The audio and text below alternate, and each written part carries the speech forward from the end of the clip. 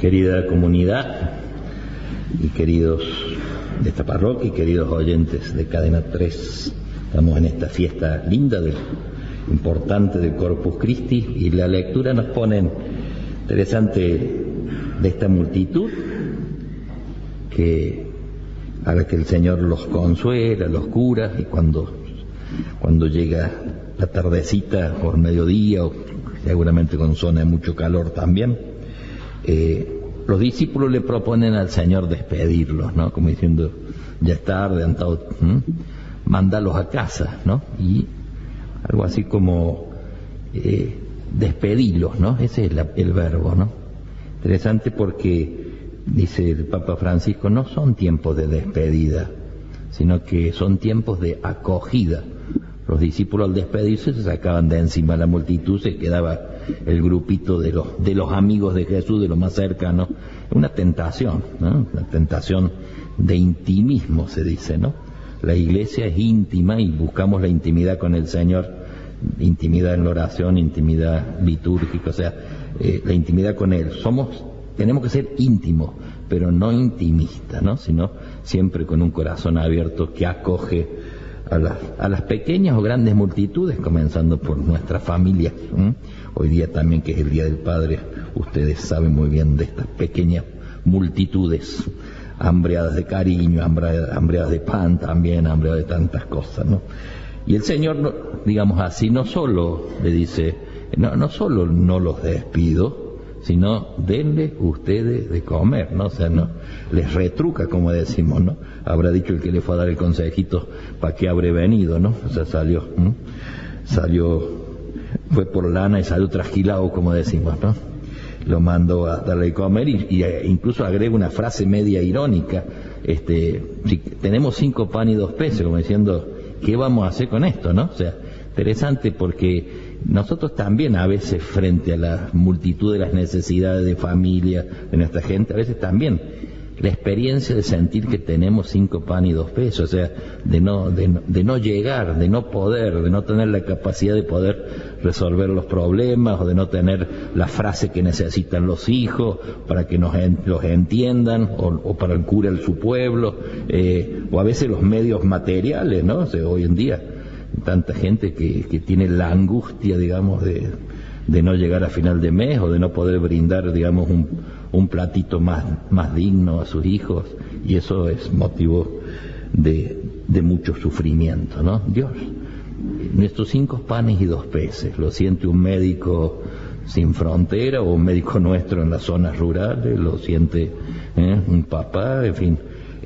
Cada uno de nosotros, en la pandemia ni hablar, hemos tenido la experiencia de 5 panes y 2 peces, de no saber bien ni siquiera cómo cuidarnos entre nosotros. Pero el Señor dice ahí, ¿querés que vayamos a comprar para estos 5.000? Como diciendo, imagínate, ¿quién va a poder comprar para 5.000 personas, sin contar mujer y niño? Decía, ¿no? Imposible, ¿no? Pero es esto, Dios no nos pide mucho, Dios nos pide 5 panes y 2 peces, Dios no nos pide mucho, decía San Alberto Hurtado. Cuando oímos esa frase uno se queda tranquilo diciendo menos mal, ¿no? Pero agrega San Alberto Hurtado, no nos pide mucho, pero sí nos pide todo, ¿verdad? Ese poquito nuestro, que sea el todo mi corazón, todo mi gesto, todo mi amor. Así que bueno, este es uno de los desafíos hermosos de esta fiesta de Corpus Christi, en este evangelio tan significativo, denles ustedes de comer, ¿no? Interesante, tenemos esta fiesta, la presencia del Señor en la Eucaristía, que ciertamente es un misterio grande, y los misterios no son para ser entendidos, sino para ser abrazados, ¿no? El misterio de la cruz no se entiende, ¿no? Se entiende un poquito, pero es para ser abrazado desde la fe, ¿no? El inmenso y bellísimo misterio hoy día de un Dios que ha querido encarnarse, que ha querido anonadarse, que se dejó abrazar, que se dejó tocar, que se deja comer, que se hizo palabra de consuelo, gesto de ternura, que se hace pan de vida, ¿no? O sea, fíjense, en el Antiguo Testamento, el omnipotente, el innombrable, aquel que si uno lo veía cara a cara caía muerto, había que taparse la cara frente a Dios, digamos. De golpe este Señor comete, diríamos así entre comillas, la inmensa imprudencia de quedarse entre nosotros y para nosotros bajo la forma más sencilla de pan y de vino, ¿no? Aún en la familia más pobre, digamos, si a veces no hay para mucho, al menos un pancito, aunque ahora también el pan está más caro que un bife casi, pero bueno, pero al menos pan, ¿no? O sea, lo mínimo, ¿no? Lo mínimo y lo dignísimo del pan, ¿no? Misterio de descalabro, de celebración gozosa para los pequeños y para los sencillos, y motivo de escándalo para los fariseos, ¿no? Un Dios que se deja tomar entre las manos, ¿no? Que se deja pasar de mano en mano, con el riesgo de que no siempre esas manos estén lo suficientemente limpias como el Señor merecería, pero el Señor lo sabe e insiste en quedarse, no se arrepiente, no quiere volver atrás, no le interesa ser motivo de reverencia solamente, no le interesa cuidarse de no rozarse con nuestra miseria para no ensuciarse. Él nunca temió ni le escapó a las heridas del corazón nuestro, ¿no? Que como dicen también muchas veces, las heridas del alma, del corazón, supuran más que las heridas del cuerpo, ¿no? A veces son más dolorosas todavía, ¿no?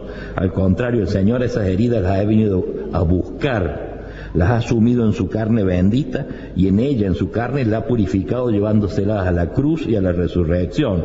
Semana Santa decimos esa oración tan linda, tus heridas nos han curado, ¿no? O sea, nunca el Señor en el Evangelio uno lo va a encontrar duro para con los pecadores, para con los débiles. En cambio, sí, siempre ha sido duro con los fariseos, ¿no? Con los que simulan bondad, con los que, nos pasa muchas veces, ¿no? Nos incluimos muchas veces, ¿no? Los que escondemos nuestra fragilidad bajo buenos modales, ¿no? Y quizás no descuidamos las malas costumbres, ¿no? En cambio a los otros, a los pecadores que lo son y no pretenden ni disimularlo ni justificarlo, el Señor les va a decir y nos dice, vengan a mí todos los que están afligidos y agobiados, que yo los consolaré. Y les recordará que justamente ha venido a curar a los sanos, no a los que se consideran sanitos, sino que ha venido a buscar a los enfermos, a los frágiles, a los que nos sabemos débiles, ¿no? Es cierto que en esta decisión amorosa del Señor de asumir plenamente nuestra fragilidad no nos libera, al contrario, nos obliga a llegar a la Eucaristía con un corazón lo mejor dispuesto, digamos así, ¿no? En primer lugar por cariño, por respeto y también porque nuestro testimonio será cristiano en la medida que nuestros gestos sean cada vez más coherentes con nuestra fe. Y así no escandalicemos, ¿no? Escandalizar es quebrar en el corazón del otro, hay algo que se quiebra, y muchas veces alejamos a la gente de la iglesia y a veces también los alejamos de Dios cuando advierten desconcertados en nosotros ese quiebre entre lo que pensamos o proclamamos y lo que vivimos, entre lo que nos ven manifestar públicamente en la misa y lo que nos ven hacer durante la semana en el trabajo, o a veces lo que los papás le dicen a los hijos, de estar unidos, de cuidarse entre ellos, y capaz que muchas veces entre nosotros, entre hermanos, no nos hablamos, ¿no? O sea, un mensaje que es contradictorio a veces con la realidad, ¿no? Un quiebre entre la fidelidad y la piedad aparentada en el gesto cultual y la infidelidad, muchas veces, o el dicho en criollo, el chanchullito llevado a cabo en la trastienda, ¿no? Pero también es cierto, así como esto es cierto que esto no nos tiene que hacer olvidar que la Eucaristía no es el premio de los intachables, sino el alimento de los débiles que necesitan ser fortalecidos, de heridos que necesitan ser curados o aliviados, de hijos pequeños que necesitan sentir la paternidad de Dios, de ciegos que necesitan la luz, de hombres y mujeres que por esas vueltas de la vida quizás hemos perdido el camino y entonces venimos al que es el camino con mayúscula, al Señor, para que nos saque con la delicadeza con la que solo Él sabe hacerlo de los acantilados donde hemos ido a parar. O si vamos más o menos bien, podamos perseverar y no tentarnos de dejar el sendero estrecho del Evangelio para indagar recodos o atajos falsos, seductores siempre, ¿no? O cansarnos y quedarnos al costado del camino, ¿no? fíjense, describiendo esta presencia especial de Jesús en la Eucaristía como una permanente invitación al encuentro con Él. En el 2000 los obispos largaron un documento lindo que se llamó Jesucristo, Señor de la Historia. Y él decía, Él está allí en la Eucaristía, ¿no? Él está allí en el sagrario, Él está allí en la misa, Él está allí para encontrarse con nosotros, ¿no? Para ofrecernos un abrazo de amistad que calme nuestras angustias y alivie nuestros cansancios. Está allí para escuchar aquello que con nadie podemos conversar. Está allí para decirnos lo que más necesitamos escuchar. Está para alimentarnos en el camino y derramar su espíritu de vida en nuestros corazones. Fíjense, pero al mismo tiempo, ese documento de los obispos nos recordaba que la Eucaristía también tiene que ser escuela de amor al prójimo, ¿no? Dice ese texto, la misma fe que reconoce Jesús en el sacramento del amor debe descubrirlo, contemplarlo y servirlo en los más necesitados, especialmente en los más pobres, con quienes ha querido identificarse con una ternura especial, a quienes el Señor llama mis hermanos más pequeños. De modo que al comer su cuerpo y beber su sangre, se abran nuestros ojos, los ojos de nuestra fe, para descubrir esas otras formas de presencia y particularmente de hermano postergado, necesitado, donde Jesús prolonga su pasión. Esto siempre tengo dos recuerdos. Uno es una casa de ejercicio en donde había un cuadro rectangular grandote. La mitad hacia arriba era la clásica última cena, ¿no? Jesús al centro, los discípulos al costadito. Y de la mitad del cuadro hacia abajo estaban escrito bonita con letra artística las obras de misericordia, ¿no? Era todo en un solo conjunto, ¿no? Estaban escrito ahí las obras de misericordia corporales, ¿cuáles son? Dar de comer al hambriento, dar techo al que no lo tiene, vestir al desnudo, visitar a los enfermos, enterrar a los muertos y dar limosna a los pobres, ¿no? O sea, aquel cuadro me sorprendió, ¿no? Normalmente uno está acostumbrado a ver solo la última cena, esta parte de abajo, y sin embargo, aquel cuadro una verdadera catequesis sobre la Eucaristía, ¿no? O sea, las dos cosas tienen que ir juntas, ¿no? Formando una unidad inseparable. Una cosa lleva a la otra. Es más, nuestros gestos de caridad le dan credibilidad a nuestra Eucaristía, ¿eh? Se dice que nuestras misas, nuestro encuentro con el Señor en la Eucaristía, sigue después en la vida. San Alberto Hurtado decía, nuestra vida es una misa prolongada, ¿eh? Aquí comienza, sigue durante la semana esta misa, si realmente ha sido verdadero encuentro con el Señor, ¿no? Por lo tanto, esta gracia. Que Dios nos libere, esta quizás la gracia de pedir, ¿no? Que Dios nos libere de no reconocerlo presente en la Eucaristía como pan de vida, como amigo que está a la puerta y que llama, como Padre que nos dice, vengan a mí todos los que están afligidos y agobiados, como Señor que nos consuela en nuestra misión y nos dice, no tengan miedo, yo estaré siempre con ustedes, ¿no? Y por otro lado, que Dios nos libre de no reconocerlo presente en nuestros hermanos más pequeños, en aquellos en los que, como dice la Madre Teresa, decía la Madre Teresa, por allí anda el Señor en disfraz de pobre.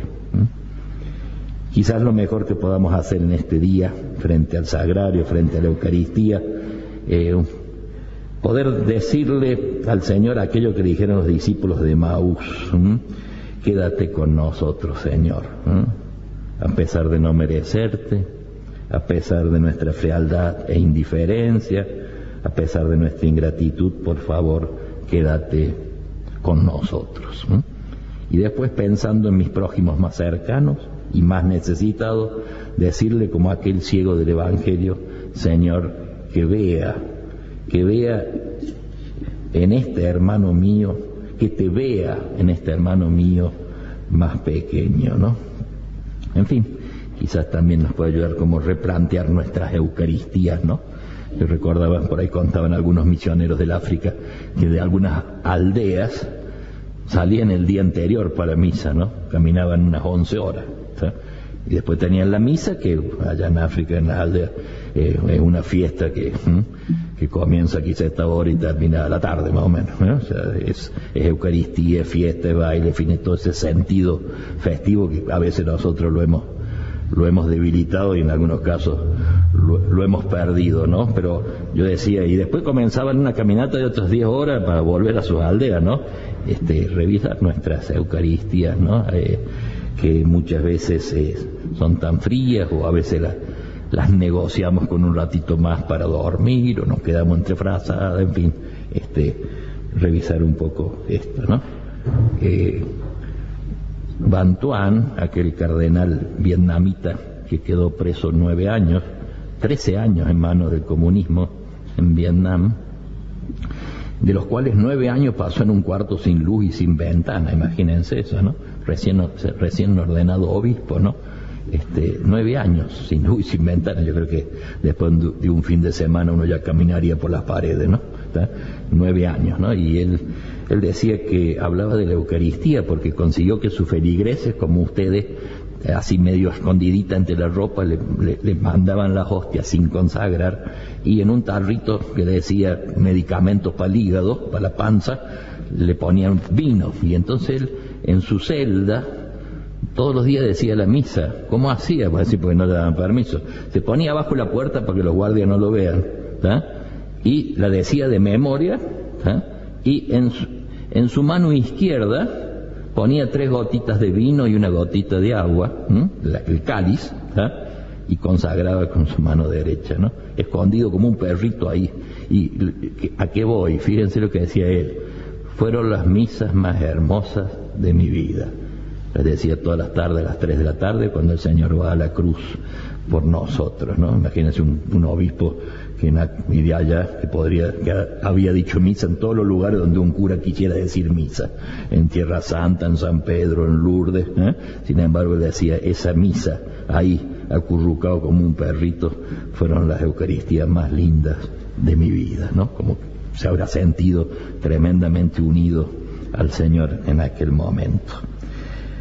Que el Señor nos conceda esta gracia, y hoy vaya una palabrita cariñosa y agradecimiento a los papis en su día, a modo de agradecimiento. Les recuerdo aquellos consejos que Tobit, un judío piadoso y bueno y caritativo, las palabras que le dice a su hijo Tobías, ¿no? Tobit papá, Tobías hijo, podría pensar un nombre más original, ¿no? Pero se llamaban casi igual y a veces se confunden. ¿Y qué le dice Tobías a su hijo cuando le falta poquito para partir? Le dice, querido hijo, enterrame dignamente, honra a tu madre y no la abandones ningún día de su vida, trata de complacerla y no la entristezcas. Acordate del Señor todos los días de tu vida, hijo mío, y no peques deliberadamente ni quebrantes sus mandamientos. Realiza obras de justicia todos los días de tu vida y no sigas los caminos de injusticia. Porque si vivís conforme a la verdad, te irá bien en todas tus obras como a todos los que practican la justicia. Da limosna de tus bienes y no lo hagas de mala gana. Da limosna según tus posibilidades. Si tenés mucho, da mucho. Si tenés poco, no te dé miedo dar limosna de ese poco. No apartes tu rostro del pobre y el Señor entonces no apartará su rostro de vos. No te muestres orgulloso, porque el orgullo acarrea la ruina y un gran desorden. Evita la ociosidad que lleva a la penuria. No retengas hasta el día siguiente el salario de un trabajador. Retribuíle inmediatamente y Dios te lo retribuirá. Hijo mío, vigila todas tus acciones y mostrate siempre bien educado. No hagas a nadie lo que no te agrada que te hagan a vos. No bebas hasta embriagarte y que la embriaguez no te acompañe en el camino. Compartí tu pan con los que tienen hambre y tus vestidos con los que están desnudos. Pedí consejo a las personas sensatas y no desprecies un buen consejo. En cualquier circunstancia bendecí al Señor tu Dios, pedile que dirija tus pasos y que todos tus caminos y todos tus proyectos lleguen a feliz término. Hijo mío, acordate de estos preceptos y que nunca se borren de tu corazón. Estas palabras tan lindas seguramente es lo que siente todo papi con sus hijos, ¿no? Así que bueno, felicidades a todos los papis hoy día que hoy día los mimen, mañana ya van a volver a pedirle que los ayude, que los hijos que le den la plata para el viaje, la señora, ¿a qué hora vas a llegar? Bueno, mañana, ¿no?